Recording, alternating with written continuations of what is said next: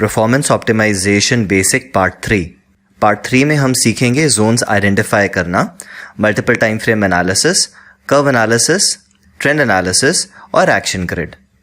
तो आइए जोन्स कैसे आइडेंटिफाई करते हैं इससे हम स्टार्ट करते हैं। चाहे हम डिमांड जोन या सप्लाई जोन आइडेंटिफाई कर रहे हों, इसके लिए हम 5 स्टेप्स अप्लाई करेंगे। पहले हम डिमांड जोन पे ये 5 स्टेप्स अप्लाई करना सीखते हैं। डिमांड जोन आइडेंटिफाई करने के लिए हम करंट मार्केट प्राइस से स्टार्ट करते हैं और करंट मार्केट प्राइस से स्टार्ट करते हुए हम नीचे की तरफ देखेंगे। इसका रीज़न ये है क्योंकि जब भी हम खरीदना चाहते हैं हम करंट प्राइस से सस्ता खरीदना चाहेंगे, जिसके लिए हमारा डिमांड जोन हमेशा करंट प्राइस के नीचे होगा। तो करंट प्राइस के नीचे देखते हुए लेफ्ट साइड जाते हुए कैंडल्स को बिना कट करते हुए हम ब्लू कलर की कैंडल्स को आइडेंटिफाई करेंगे, क्योंकि ये ब्लू कलर की कैंडल्स हमारी बेसिंग रिप्रेजेंट करती है। इस एग्जाम्पल में हमने बोरिंग कैंडल इंडिकेटर अप्लाई करा हुआ है, इसलिए हमारी बोरिंग कैंडल्स ब्लू कलर में हैं। नीचे देखते हुए जब हम लेफ्ट साइड पे देखते हैं तो ये 2 कैंडल्स हमारी बेसिंग कैंडल्स हैं। बेसिंग कैंडल्स आइडेंटिफाई करने के बाद हम अपनी लेग इन और लेग आउट को आइडेंटिफाई करेंगे। बेसिंग कैंडल के जो लेफ्ट साइड पे एक्साइटिंग कैंडल होता है वो हमारा लेग इन कैंडल होता है, और बेसिंग कैंडल के जो राइट साइड पे एक्साइटिंग कैंडल होता है वो हमारा लेग आउट कैंडल होता है। किसी भी जोन के 3 कंपोनेंट्स होते हैं, लेग इन, बेसिंग और लेग आउट्स, जो अब हमने आइडेंटिफाई कर लिए हैं। लेग इन, बेसिंग और लेग आउट आइडेंटिफाई करने के बाद अब हम ये देखेंगे कि ये पैटर्न कौन सा है। अगर आप इस पैटर्न में देखें तो आपका लेग इन जो है वो ड्रॉप है और आपका लेग आउट जो है वो रैली है, जिसका मतलब हमने ड्रॉप बेस रैली का पैटर्न आइडेंटिफाई कर लिया है। ड्रॉप बेस रैली जो कि एक डिमांड का पैटर्न है, ये आइडेंटिफाई करने के बाद अब हम अपनी प्रॉक्सिमल लाइन और डिस्टल लाइन ड्रॉ करेंगे।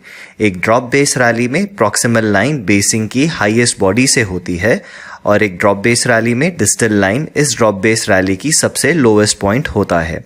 यहाँ पे 2 लाइंस ड्रॉ करने के बाद हमारा डिमांड जोन आइडेंटिफाई हो गया। ऐसे ही सप्लाई को आइडेंटिफाई करने के लिए हम ये 5 स्टेप्स अप्लाई करेंगे। डिफरेंस सिर्फ ये रहेगा, डिमांड में हम नीचे देख रहे थे, सप्लाई के लिए हम जोन ऊपर ढूंढेंगे। इसका रीज़न ये है क्योंकि हम सप्लाई पे बेचते हैं, हम हमेशा करंट प्राइस से महंगा बेचना चाहेंगे। तो फिर से हम करंट प्राइस से स्टार्ट करते हैं। करंट प्राइस से ऊपर और लेफ्ट में देखते हुए हम अपनी बेसिंग कैंडल्स को आइडेंटिफाई करेंगे। बेसिंग कैंडल्स जो कि हमारी बोरिंग कैंडल्स होती है, वो आइडेंटिफाई होने के बाद हम अपनी लेग इन और लेग आउट को आइडेंटिफाई करेंगे। बेसिंग कैंडल के जो लेफ्ट साइड पे एक्साइटिंग कैंडल होता है उसको लेग इन कहते हैं, और बेसिंग कैंडल के जो राइट हैंड साइड पे एक्साइटिंग कैंडल होता है उसे leg out. Leg in, basin और लेग आउट आइडेंटिफाई करने के बाद हमारे पास जोन के 3 कंपोनेंट्स हैं। अब ये कंपोनेंट्स यूज़ करते हुए हम देखेंगे ये पैटर्न कौन सा है। क्योंकि हमारा लेग इन ड्रॉप है और हमारा लेग आउट भी ड्रॉप है, ये पैटर्न ड्रॉप बेस ड्रॉप का पैटर्न हुआ, जो कि सप्लाई का पैटर्न है। अब इस ड्रॉप बेस ड्रॉप पे हम अपनी प्रॉक्सिमल लाइन और डिस्टल लाइन ड्रॉ करेंगे। एक ड्रॉप बेस ड्रॉप में आपकी प्रॉक्सिमल लाइन बेसिंग की लोएस्ट बॉडी होती है और आपकी डिस्टल लाइन इस ड्रॉप बेस ड्रॉप की हाईएस्ट हाई अपने लेग इन को इग्नोर करते हुए होती है। और इन रूल्स को यूज़ करते हुए अब हमने अपना सप्लाई जोन मार्क कर दिया। याद रखिए कि जब भी हम डिमांड और सप्लाई जोन आइडेंटिफाई करते हैं, डिमांड और सप्लाई आइडेंटिफाई करने के समय हम कभी भी कैंडल्स को कट नहीं करते। इसको हम एक एग्जाम्पल के द्वारा समझते हैं। इस एग्जाम्पल में आप देख सकते हैं कि ये मेरा करंट प्राइस है। डिमांड के लिए मैं करंट प्राइस से नीचे और लेफ्ट में देखता हूँ। अगर मैं नीचे और लेफ्ट में देखूँ तो मेरे पास यहाँ पे इस रैली बेस रैली का पैटर्न है, मगर इस रैली बेस रैली को आइडेंटिफाई करने के लिए मैं इन कैंडल्स को कट करते हुए आया। ये आप देख सकते हैं इस कैंडल का विक कट करते हुए मैं पीछे गया और ये कट करना अलाउड नहीं होता। ऐसे ही अगर आप इस ड्रॉप बेस रैली का पैटर्न देखेंगे, इस पैटर्न के लिए भी मैं इस विक को कट करते हुए इस पैटर्न तक पहुंच रहा हूं, इसलिए हम इसको यूज़ नहीं कर सकते। जब भी हम डिमांड और सप्लाई आइडेंटिफाई करेंगे, कोई भी कैंडल कटिंग नहीं होना चाहिए। जिसका मतलब इस चार्ट पे अगर मेरे को डिमांड जोन आइडेंटिफाई करना है तो वो डिमांड जोन यहाँ से नीचे आते हुए, क्योंकि हम इस कैंडल को कट नहीं कर सकते, हमको इसके नीचे देखना पड़ेगा और ये रैली बेस रैली मेरा डिमांड जोन का पैटर्न रहेगा जो मैंने बिना कोई कैंडल कट करते हुए आइडेंटिफाई करा। ऐसे ही अगर आप सप्लाई देखेंगे, सप्लाई के लिए क्योंकि हम ऊपर और लेफ़्ट जाते हैं, हम बिना कट करे हुए ऊपर जाएंगे। अगर मैं यहाँ से ऊपर और लेफ़्ट जाता हूँ तो आप देख सकते हैं हमारे पास एक ड्रॉप बेस ड्रॉप है, मगर इस ड्रॉप बेस ड्रॉप के लिए मैं इन कैंडल्स को कट करते हुए पीछे गया, जो अलाउड नहीं है। ऐसे ही मेरे पास ये रैली बेस ड्रॉप का पैटर्न है और इसके लिए भी मुझे इन कैंडल से कट करते हुए पीछे जाना पड़ा, जो कि अलाउड नहीं होता। जिसका मतलब अगर इस चार्ट पे मुझे कोई सप्लाई जोन आइडेंटिफाई करना है तो वो सप्लाई जोन बिना कैंडल को कट करते हुए ये रैली बेस ड्रॉप होगा, जिसको मैं यहाँ पे मार्क कर सकता हूँ। तो ये बहुत इंपॉर्टेंट रूल है कि जब भी आप कोई डिमांड जोन या सप्लाई जोन आइडेंटिफाई करते हैं, वो आइडेंटिफाई करने के लिए किसी भी कैंडल को कट नहीं करना है। Multiple time frame analysis part 2 में हमने समझा कि हम अपनी परफॉर्मेंस ऑप्टिमाइजेशन के लिए 3 डिफरेंट टाइम फ्रेम्स का इस्तेमाल करेंगे, जिसे हम हायर टाइम फ्रेम HTF, जो कि डिमांड और सप्लाई कर्व आइडेंटिफाई करने के लिए यूज़ होता है, इंटरमीडिएट टाइम फ्रेम या ITF, जो कि ट्रेंड एनालिसिस के लिए यूज़ करा जाता है, और लोअर टाइम फ्रेम LTF, जो डिमांड और सप्लाई आपकी एंट्रीज और एग्जिट्स आइडेंटिफाई करने के लिए यूज़ करा जाता है। ऐसे ही जब हम ट्रेड करते हैं, हमारे ट्रेड के 4 अलग अलग पर्पस हो सकते हैं। पहला पर्पस मंथली इनकम ट्रेड या MIT, दूसरा वीकली इनकम ट्रेड या WIT, तीसरा डेली इनकम ट्रेड या DIT, और चौथा आर्ली इनकम ट्रेड या HIT। MIT का मतलब ये है ऐसा ट्रेड जो कुछ महीने के लिए लास्ट कर सकता है। WIT का मतलब ऐसा ट्रेड जो कुछ हफ्तों के लिए चल सकता है। डेली इनकम ट्रेड ऐसा ट्रेड जो कुछ दिनों के लिए चल सकता है, और आर्ली इनकम ट्रेड ऐसा ट्रेड जो कुछ घंटों के लिए चल सकता है। क्योंकि हम 4 अलग अलग पर्पस के लिए ट्रेड कर सकते हैं और हर एक पर्पस के लिए हमारे पास 3 अलग अलग टाइम फ्रेम्स होंगे, तो सवाल ये आता है कि कौन सा टाइम फ्रेम किस चीज़ के लिए यूज़ करा जाएगा। मंथली इनकम ट्रेड एक ऐसा ट्रेड होता है जो कुछ महीनों के लिए चल सकता है, इसलिए मंथली इनकम ट्रेडर के लिए हमारा higher time frame monthly chart होगा। इंटरमीडिएट टाइम फ्रेम उससे एक टाइम फ्रेम छोटा, जो कि वीकली हो गया, और लोअर टाइम फ्रेम डेली होगा। ऐसे ही वीकली इनकम ट्रेडर के लिए, क्योंकि ये ट्रेड कुछ हफ्तों के लिए चल सकता है, मेरा higher time frame weekly, intermediate time frame daily और lower time frame 60 minutes chart रहेगा। डेली इनकम ट्रेड एक ऐसा ट्रेड जो कुछ दिनों के लिए चल सकता है, मेरा higher time frame daily, intermediate time frame 60 और लोअर टाइम फ्रेम 15 मिनट्स रहेगा। और ऐसे ही आर्ली इनकम ट्रेड मतलब कि ऐसा ट्रेड जो कुछ घंटों के लिए चल सकता है, उसमें higher time frame 60 minute, intermediate time frame 15 minutes और लोअर टाइम फ्रेम 5 मिनट्स रहेगा। याद रखिए, जब भी हम हायर टाइम फ्रेम यूज़ करेंगे, हायर टाइम फ्रेम सिर्फ कर्व एनालिसिस के लिए यूज़ करा जाएगा। ऐसे ही इंटरमीडिएट टाइम फ्रेम सिर्फ ट्रेंड एनालिसिस के लिए यूज़ करा जाएगा, और लोअर टाइम फ्रेम आपका SET के लिए यूज़ करा जाएगा, जिसका मतलब है स्टॉप लॉस, एंट्री और टारगेट। तो अब समझते हैं कि कर्व एनालिसिस क्या होता है। कर्व एनालिसिस से हमको ये पता लगता है कि कब हमको बेयरिश या बुलिश मोड में होना चाहिए। कर्व एनालिसिस के लिए हम अपने हायर टाइम फ्रेम पे नियरेस्ट और फ्रेश डिमांड और सप्लाई जोन ढूंढते हैं, मतलब कि मेरे करंट प्राइस से जो सबसे नज़दीक फ्रेश डिमांड और सप्लाई जोन होगा, उसको हम कर्व एनालिसिस के लिए यूज़ करेंगे। और वो डिमांड और सप्लाई जोन आइडेंटिफाई करने के बाद हम उसको प्रॉक्सिमल से प्रॉक्सिमल लाइन तक 3 पार्ट्स में डिवाइड करेंगे। कर्व एनालिसिस हमको ये बताता है कि कब हमको बुलिश या बेरिश मोड में होना चाहिए, क्योंकि जब प्राइस बहुत ऊपर चला गया उस टाइम हमको खरीदार नहीं बनना चाहिए, क्योंकि अगर अब आप खरीदेंगे आप महंगे भाव पे खरीदेंगे। ऐसे ही अगर प्राइस बहुत नीचे जा चुका है तो नीचे जाने के बाद हमको नहीं बेचना चाहिए, क्योंकि अब अगर आप बेचेंगे तो आप सस्ते भाव पे बेचेंगे। और ये 2 मिस्टेक सिर्फ नौसिखिए करते हैं, हम ये मिस्टेक नहीं करेंगे। जैसा कि हमने समझा कि कर्व एनालिसिस के लिए फ्रेश डिमांड और फ्रेश सप्लाई लेवल यूज़ करा जाता है, आइए समझते हैं फ्रेश लेवल क्या होता है। फ्रेश लेवल एक ऐसा लेवल होता है जिसके फॉर्म होने के बाद प्राइस अभी तक उस जोन में वापस नहीं आया। जैसे आप इस लेफ्ट एग्जाम्पल में देख सकते हैं, हमारे पास एक सप्लाई जोन है जो कि रैली बेस्ड ड्रॉप है, और अभी तक प्राइस इस जोन में वापस नहीं आया। जब प्राइस इस जोन में वापस आए, वो पहली बार आए, जिसका मतलब ये जोन हमारा फ्रेश जोन था। जो राइट साइड पे एग्जाम्पल है उसमें आप देख सकते हैं कि प्राइस जब वापस आया, प्राइस एक बार आ चुका था और ये ये दूसरी बार वापस आ रहा था। इस जोन को हम टेस्टेड जोन बोलेंगे। कर्व एनालिसिस के लिए ये बहुत ज़रूरी है कि हम टेस्टेड जोन कभी भी इस्तेमाल नहीं करेंगे, हम हमेशा फ्रेश जोन ही इस्तेमाल करेंगे। तो आइए इसको एक एग्जाम्पल में अप्लाई करके देखते हैं। क्योंकि हमारा कर्व हमेशा फ्रेश और सबसे क्लोजेस्ट डिमांड और सप्लाई जोन होगा, और वो आइडेंटिफाई करने के बाद हम उसको प्रॉक्सिमल से प्रॉक्सिमल लाइन तक 3 पार्ट्स में डिवाइड करेंगे।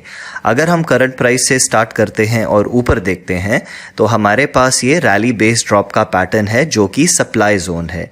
ऐसे ही करंट प्राइस से अगर हम नीचे देखते हैं हमारे पास ड्रॉप बेस्ड रैली का पैटर्न है जो कि डिमांड जोन होता है।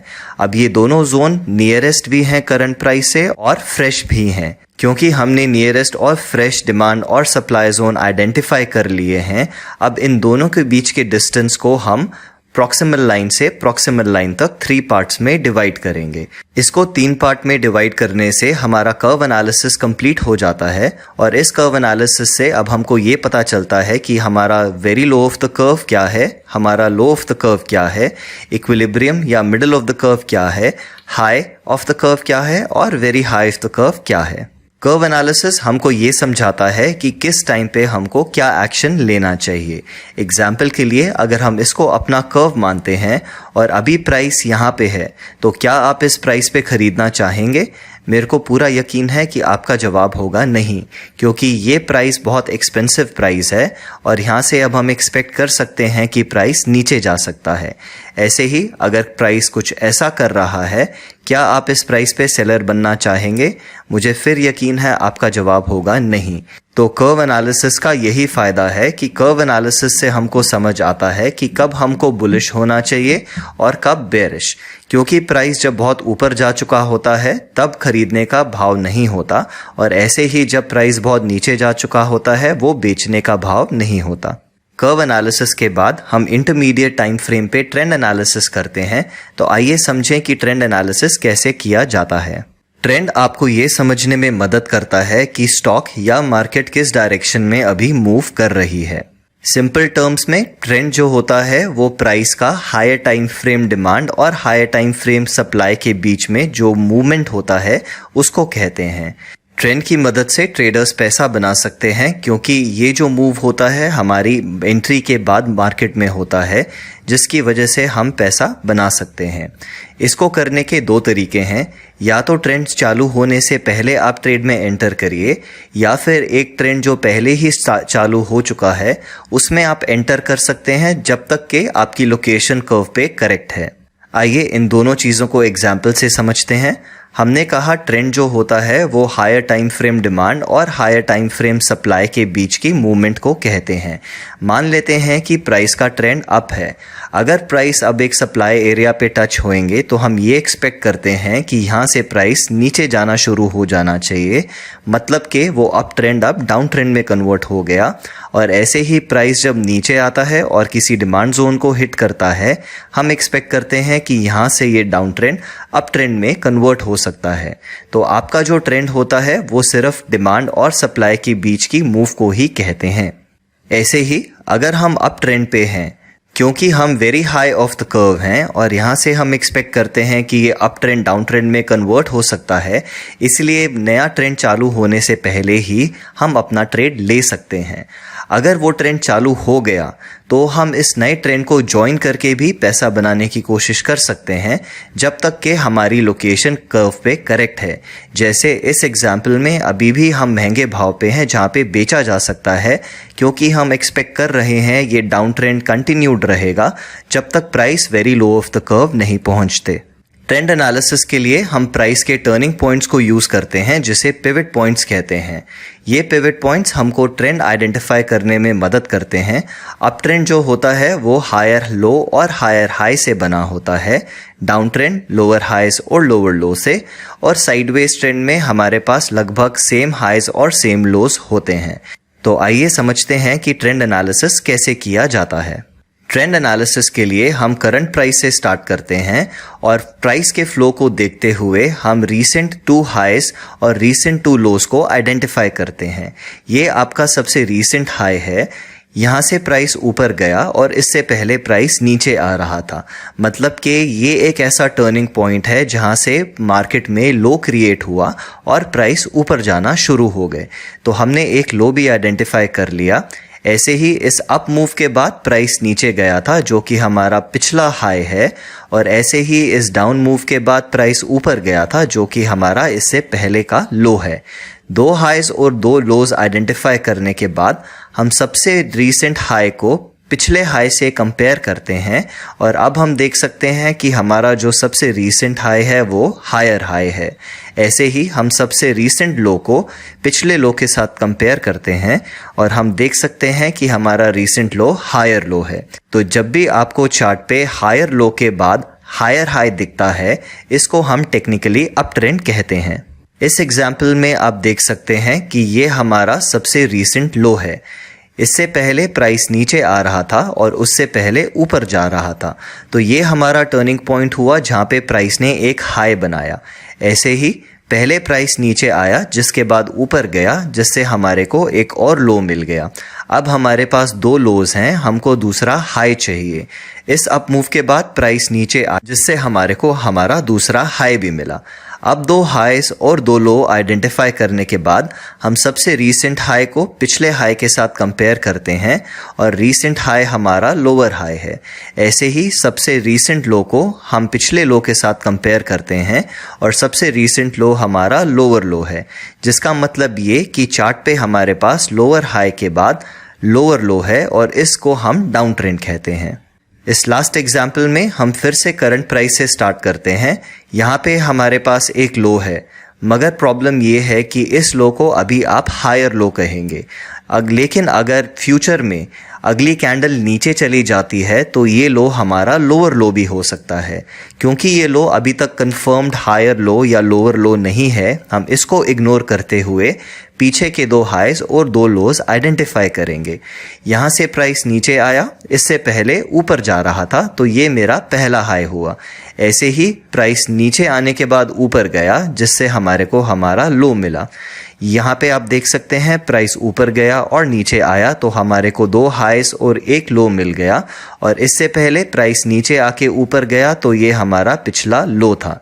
अब दो हाईज और दो लोज आइडेंटिफाई होने के बाद हम सबसे रीसेंट हाई को पिछले हाई के साथ कंपेयर करेंगे, और इस एग्जाम्पल में ये लोअर हाई है। ऐसे ही हम सबसे रीसेंट लो को पिछले लो के साथ कंपेयर करेंगे, और इस एग्जाम्पल में ये हायर लो है। तो अभी आप प्राइस चार्ट पे देख सकते हैं कि हमारे पास हायर लो के बाद लोअर हाई है, जो ना कि अप ट्रेंड की डेफिनेशन है और ना ही डाउन ट्रेंड की, जिसका मतलब ये कि इस चार्ट पे अभी जो ट्रेंड है इसको साइडवेज कहा जाएगा। परफॉर्मेंस ऑप्टिमाइजेशन सिमुलेशंस एडवांस में एक और एडवांस तरीका सिखाया जाएगा, जिसमें हम डिमांड और सप्लाई जोन्स को यूज़ करते हुए ट्रेंड का एनालिसिस कर सकते हैं, और इस तरह के एनालिसिस को हम प्रोजेक्टेड ट्रेंड एनालिसिस कहेंगे। क्योंकि अब हमें कर्व एनालिसिस, ट्रेंड एनालिसिस और जोन्स कैसे आइडेंटिफाई करने हैं ये तीनों चीज़ें मालूम हैं, तो आइए इन तीनों को अप्लाई करके हमारा एक्शन क्या होना चाहिए वो समझते हैं। एक्शन ग्रिड हमें ये बताता है कि हमको क्या एक्शन लेना चाहिए और कब लेना चाहिए। इस एक्शन ग्रिड पे हमारे पास तीनों टाइम फ्रेम से इनपुट्स आएंगे। पहला टाइम फ्रेम हमारे को हमारा कर्व एनालिसिस बताता है, जो कि वेरी हाई, हाई, इक्विलिब्रियम, लो या वेरी लो हो सकता है। ये इन्फॉर्मेशन हमारे को हायर टाइम फ्रेम से मिलता है। Higher time frame curve analysis करने के बाद हम इंटरमीडिएट टाइम फ्रेम पे ट्रेंड एनालिसिस करते हैं, और ट्रेंड हमारा या तो अप, डाउन या साइडवेज हो सकता है, और ये इन्फॉर्मेशन हमारे को इंटरमीडिएट टाइम फ्रेम से मिलता है। हायर टाइम फ्रेम और इंटरमीडिएट टाइम फ्रेम के बाद हमारा आखिरी time frame lower time frame होता है, जहाँ पे हम एंट्री के लिए अपने डिमांड और सप्लाई जोन आइडेंटिफाई करते हैं, और ये इन्फॉर्मेशन हमारे को लोअर टाइम फ्रेम से मिलता है। अब मान लेते हैं कि हमारा lower time frame supply area जो है वो very high of the curve है और हमारा ट्रेंड डाउन है। क्योंकि सप्लाई पे हम बेचते हैं, very high of the curve हमको बेचना चाहिए और डाउन ट्रेंड में भी हमको बेचना चाहिए, तो इस सप्लाई जोन पे हमारा एक्शन होगा शॉर्ट करने का। ऐसे ही साइडवेज ट्रेंड में क्योंकि ना साइडवेज ट्रेंड से हमारे ट्रेड में प्रोबेबिलिटी ऐड हो रहा है ना ही रिमूव हो रहा है, तो सप्लाई पे हमको बेचना चाहिए, very high of the curve हमको बेचना चाहिए, और साइडवेज ट्रेंड से क्योंकि प्रोबेबिलिटी कम नहीं हो रहा हम इस पे सेल कर सकते हैं। ऐसे ही अगर हमारा supply zone very high of the curve है, सप्लाई मतलब बेचना चाहिए, very high of the curve मतलब बेचना चाहिए, मगर ट्रेंड अप ट्रेंड है मतलब कि हमको खरीदना चाहिए। बट क्योंकि हमारा location very high of the curve है और हम ये समझते हैं very high of the curve पे एक अप ट्रेंड डाउन ट्रेंड में कन्वर्ट हो सकता है, इसलिए हमारा एक्शन शॉर्ट का ही रहेगा। ऐसे ही अगर आपका supply zone high on the curve है और आपका ट्रेंड डाउन है, हाई ऑन द कर्व महंगा भाव जहाँ पे हमको बेचना चाहिए, सप्लाई जोन हमको बेचना चाहिए और डाउन ट्रेंड में भी हमको बेचना चाहिए, तो हमारा एक्शन होगा टू गो शॉर्ट। ऐसे ही साइडवेज ट्रेंड में ना तो कोई प्रोबेबिलिटी ऐड हो रहा है ना ही रिमूव, इसलिए सप्लाई पे बेचना चाहिए, हाई ऑफ द कर्व बेचना चाहिए, हमारा एक्शन शॉर्ट रहेगा। अब अप ट्रेंड में क्योंकि ये up trend very high of the curve तक कंटिन्यू हो सकता है और very high of the curve से हम एक्सपेक्ट करते हैं कि ट्रेंड चेंज होगा, इसलिए हम इस सप्लाई जोन पे कोई एक्शन नहीं लेंगे। इक्विलिब्रियम लोकेशन में ना तो हम डिमांड के पास हैं ना ही सप्लाई के पास, इसलिए प्रोबेबिलिटी ऐड करने के लिए हम हमेशा ट्रेंड के साथ ट्रेड करेंगे, मतलब कि डाउन ट्रेंड पे हम बेच सकते हैं और साइडवेज और अप ट्रेंड में हम कोई एक्शन नहीं लेंगे। लो ऑन द कर्व और very low on the curve एक ऐसा लोकेशन होता है जहाँ पे हम डिमांड के पास हैं, जिसका मतलब अगर हम इस लोकेशन पे बेचेंगे तो हम जो मिस्टेक नौसिखिए करते हैं हम वो सेम मिस्टेक करेंगे कि भाव नीचे जाने के बाद अब हम सस्ता बेच रहे हैं। इसलिए ट्रेंड चाहे कुछ भी हो, लो ऑफ द कर्व हम कभी भी सेल नहीं करते, ऐसे ही very low of the curve हम कभी भी सेल नहीं करते। अब मान लेते हैं कि हमारे पास एक डिमांड जोन है और वो demand zone very low of the curve है। डिमांड पे हमको हमेशा खरीदना चाहिए, very low of the curve भी खरीदना चाहिए, और क्योंकि हमारा ट्रेंड अप ट्रेंड है, अप ट्रेंड में भी हमको खरीदना चाहिए, जिसका मतलब ये हमारा एक्शन इस डिमांड जोन पे रहेगा लॉन्ग पोजीशन लेने का। ऐसे ही साइडवेज ट्रेंड में क्योंकि ट्रेंड से ना कोई प्रोबेबिलिटी ऐड हो रही है ना ही remove, very low of the curve खरीदना चाहिए, डिमांड जोन पे खरीदना चाहिए, तो इस डिमांड जोन पे हमारा एक्शन होगा लॉन्ग। और ऐसे ही अगर ट्रेंड डाउन है, क्योंकि हम very low of the curve हैं और very low of the curve एक डाउन ट्रेंड अप ट्रेंड में कन्वर्ट हो सकता है, हमारा एक्शन रहेगा खरीदने का या लॉन्ग पोजीशन लेने का। Low of the curve up trend में हम खरीद सकते हैं, क्योंकि लो ऑफ द कर्व सस्ता भाव खरीदना चाहिए, अप ट्रेंड खरीदना चाहिए और डिमांड जोन पे हमेशा खरीदना चाहिए, तो एक्शन है लॉन्ग। ऐसे ही साइडवेज ट्रेंड में ना तो प्रोबेबिलिटी ऐड हो रही है ना ही रिमूव, सस्ते भाव पे low of the curve demand zone पे हम खरीद सकते हैं या लॉन्ग पोजीशन ले सकते हैं। लेकिन अगर ट्रेंड डाउन है हम इस डिमांड जोन पे कोई एक्शन नहीं लेंगे, क्योंकि हम ये समझते हैं कि ये डाउन ट्रेंड कंटिन्यू हो सकता है very low of the curve तक, क्योंकि very low of the curve ही ऐसा लोकेशन है जहां से ट्रेंड चेंज हो सकता है। जब आपका डिमांड जोन इक्विलिब्रियम लोकेशन पे होता है, क्योंकि इक्विलिब्रियम लोकेशन में ना आप डिमांड के पास हैं ना सप्लाई के, ट्रेंड के साथ ट्रेड करने से प्रोबेबिलिटी ऐड होता है, इसीलिए अप ट्रेंड में हम खरीदेंगे या लॉन्ग पोजीशन ले सकते हैं, साइडवेज और डाउन ट्रेंड में हम डिमांड जोन यूज नहीं करेंगे। अगर हम हाई ऑफ द कर्व या very high of the curve खरीदते हैं तो हम वही मिस्टेक कर रहे हैं जो नौसिखिए करते हैं। प्राइस ऊपर जाने के बाद अब हम महंगा खरीद रहे हैं, जो हम कभी भी नहीं करना चाहेंगे। इसलिए कोई भी ट्रेंड हो हाई ऑन द कर्व हम कभी डिमांड पे नहीं खरीदते, ऐसे ही कोई भी ट्रेंड हो very high of the curve हम कभी भी नहीं खरीदते। क्वेश्चन एंड आंसर सेशन के लिए आप अपने क्वेश्चन जरूर तैयार रखें। मैं सुरजीत कक्कड़, मेरे साथ बने रहने के लिए आपका धन्यवाद करता हूँ। मिलते हैं पार्ट 4 में।